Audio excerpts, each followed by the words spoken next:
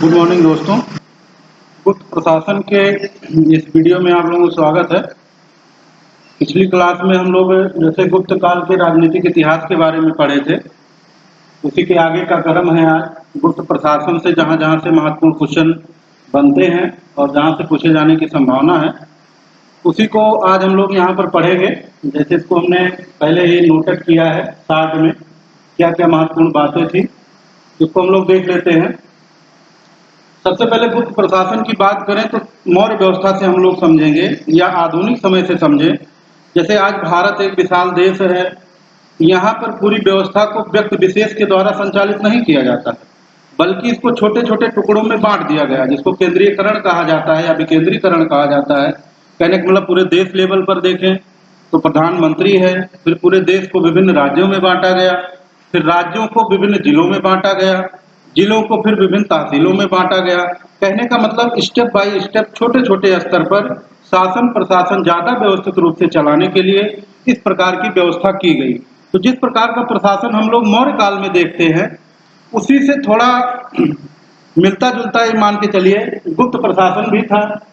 जैसे सबसे पहले अगर हम लोग बात करें तो राजा दैवीय अधिकार रखता था। कहने का मतलब राजा को देवताओं के प्रतिनिधि के रूप में माना जाता था, या यूं कहिए पूरे प्रशासन का राजा जो होता था वो मुखिया होता था, सर्वे सर्वा होता था। तो वही चीजें यहाँ पर थी कि राजा दैवीय अधिकार रखता था। दूसरी चीज है, जैसे मौर्यों के समान केंद्रीकृत नहीं था, लेकिन राजा का विशेष महत्व था।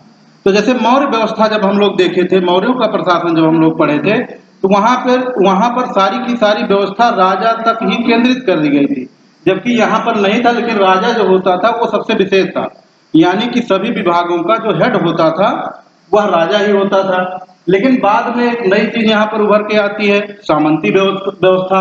कालांतर में सामंती व्यवस्था का जन्म हुआ या विकास हुआ, जिसके तहत छोटे छोटे विभिन्न सामंती शासकों ने शासन प्रशासन भारत के विभिन्न क्षेत्रों पर चलाया।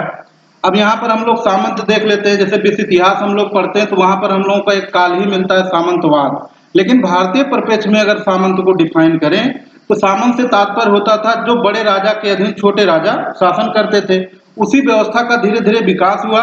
इसी को आगे के क्रम में हम लोग पढ़ेंगे। जब राजपूतों का उदय होता है तो वह सामंतवादी व्यवस्था का ही प्रतिफल था। तो यहाँ पर सामंती व्यवस्था का सूत्रपात जो हुआ गुप्त काल के दौरान ही हुआ। अब गुप्त काल के पूरे प्रशासन को अगर हम लोग देखें तो पूरे साम्राज्य को देश कहा जाता था, क्योंकि कहने का मतलब जो देश होता था उसी का मुखिया राजा होता था। यहाँ पे ध्यान रखना है, क्वेश्चन यहीं से बनते हैं कि गुप्त प्रशासन में देश किसे कहा जाता था। तो कहने का मतलब पूरे राजा की साम्राज्य को देश कहा जाता था, उसी का जो मुखिया होता था वो राजा होता था। अब पूरे देश को भुक्त में बांटा गया। यहाँ भुक्त से तात्पर्य प्रांतों से है। उस भुक्त का जो मुख्य होता था वो उपरिक होता था। अब भुक्त को भी विभिन्न विषयों में बांटा गया। विषयों के जो हेड बनाए गए वो विषयपति बनाए गए। फिर विषयों को ग्रामों में बांटा गया। ग्राम चूंकि हर प्रशासनिक समय में प्रशासन की सबसे छोटी इकाई मानी जाती थी, तो उसका जो हेड होता था वो ग्रामीण होता था। ये तो बातें हो गई, मुख्य मुख्य बातें जहां से क्वेश्चन बनते हैं।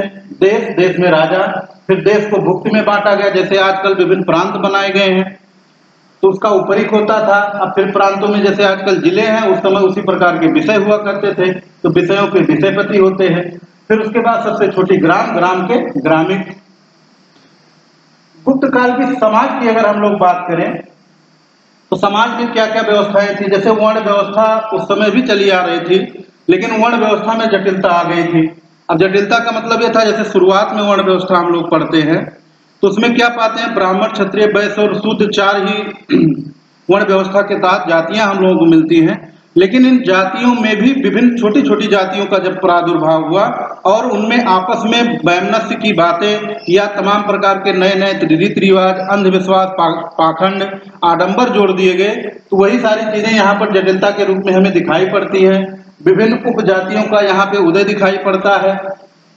अच्छा, एक क्वेश्चन यहाँ पे ये इंपॉर्टेंट बनता है कि कायस्थ जात की अगर बात की जाए कि भारतीय इतिहास में या भारतीय इतिहास के समाज में सबसे पहले कायस्थ का कहां पर उल्लेख मिलता है, तो हम लोगों को यह गुप्तकालीन व्यवस्था में मिलता है। क्वेश्चन इंपॉर्टेंट है, इसको हम लोग ध्यान में रखेंगे कि कायस्थ जात का सर्वप्रथम वर्णन यहीं पर हम लोगों को देखने को मिलता है।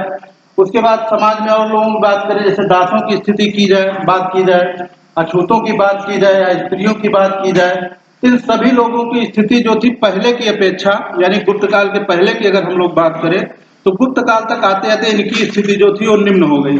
जैसे एरन अभिलेख की बात की जाती है, 510 ईस्वी का भानुगुप्त का वो अभिलेख है, जिसमें किसी सेनापति के पत्नी की सती होने का प्रमाण है। तो कहने का मतलब उस समय समाज के लोग ऐसी व्यवस्था को पसंद करना शुरू कर दिए थे जिसमें महिलाएं जो थी वो अपने पति की मृत्यु के बाद सती हो जाती थी। तो कहने का मतलब यहाँ पर स्त्रियों की स्थिति में हमें हराज दिखाई पड़ने लगता है।